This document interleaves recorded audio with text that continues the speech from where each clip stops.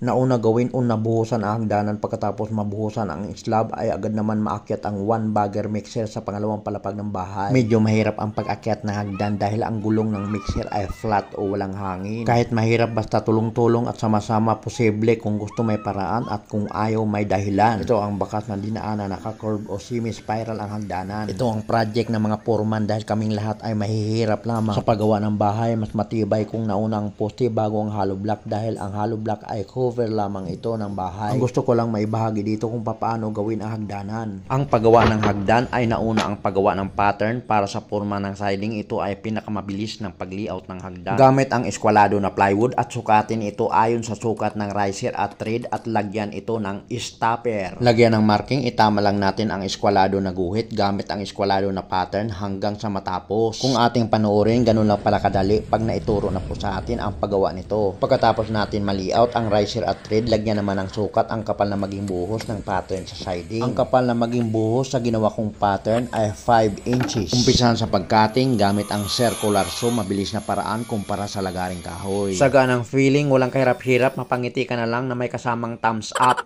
Siyempre, bago naman natin gawin ang pattern para sa siding ng hagdanan, ay nakuha na po natin ang sukat mula sa flooring sa ibaba at flooring sa taas ng second floor. Ang taas ng aking riser ay 18 cm, ang bilang naman ito ay 22 piraso pumapatak sa uro. Ang ilalim ng hagdanan ay may layout na para sa CR at meron na din itong piping para sa sanitary. Ito po ay parteng mataas at kailangan ng scaffolding. Ang sukat sa flooring sa ibaba hanggang sa taas ng second floor ay 396 divided by 22 steps. Kaya ang riser ay 18 cm, ang thread naman ay 26 cm dahil ang finish nito ay wood planks or tabla na 12 inches. Magkaroon po ito ng nosing. Ang paggawa ng hagdanan ay nauna ang siding magkabila bago ang sahig. Ganern. Bibihira po siguro ang gumagawa ng hagdanan na wala pang buhos ang slab. Habang ginagawa ang mga runners sa beam ng mga karpintero at sinunda naman ito ng mga steelman, ako naman bilang tagabigay ng instruction sa tao, minabuti ko na ako ang gagawa ng hagdan dahil ito ay critical. O hindi, simple sa hindi pa nakakaalam kung paano po ito gawin. Ang ginagamit ko dito na framing ay GI pipe 1.5 na scaffolding. Metal text row 1.5 ang ginagamit para maikabit naman ang plywood. Ang materialis na aking ginagamit ay hindi kahoy, pinasimple po ito at matibay. Sa siding na ito ay may guhit lamang ng lapis. Ang riser at thread ay nakalibil sa kabilang siding. Naka-curve o semi-spiral, medyo hindi madali kumpara sa L-type lamang na hagdan na may landing. Ang siding sa kabila na may cutting, papalitan ko ito ng 16 inches ang lapad dahil ang ginagamit ko na 12 inches na plywood ay kapos. Bahagyang napadaag na po natin ang itsura ng hagdan kung ito ay kaaya-aya na sa ating tingin dahil ito ang parte na mahirap gawin, yung mag-layout ng hagdanan. Nakalibil ang magkabilang ngunit may kaunting palihis ang baitang dahil ito nga ay semi-spiral. Ang lapad ng thread sa taas ay 26 cm para sa 12 inches na wood planks at dito sa kurbada pababa ay 36 cm para naman sa wood planks na 16 inches. Ang paggawa ng hagdan hindi bali tumagal sa pag-layout, lalo na sa ganitong design, medyo mahirap compared sa may landing na hagdan. Nakuha ko na ang tamang layout ayon sa dalawang siding magkabila. Ang kasunod nito ay framing ng slab. Kung ang inyong karpintero ay sahig ang nauna sa paggawa ng hagdanan, ay inyo na agad itong papalitan dahil tiyak na hindi niya alam ang kanyang gagawin. Makikita natin dito sa video parang wala sa hulog ang riser at hindi level ang thread ng hagdan, ay syempre ang tunay ay goods yan.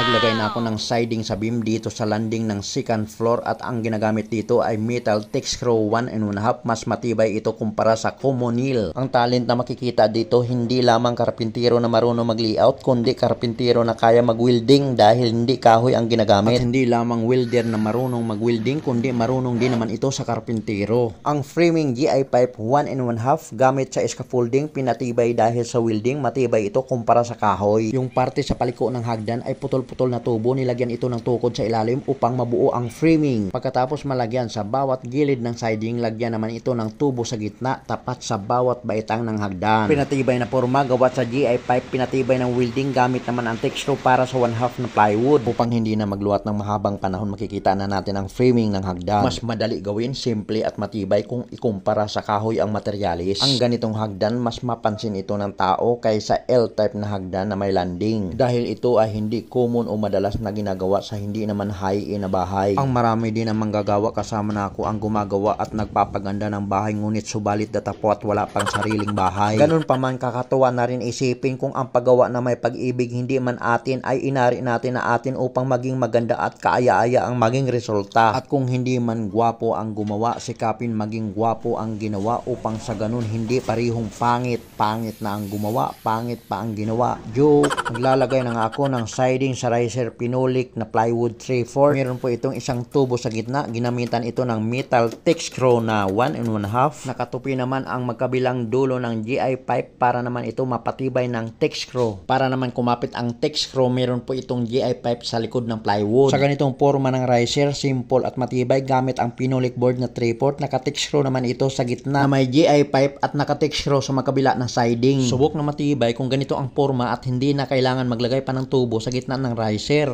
Tapos na ang forma, handa na po ito buhusan hanggang landing ng second floor.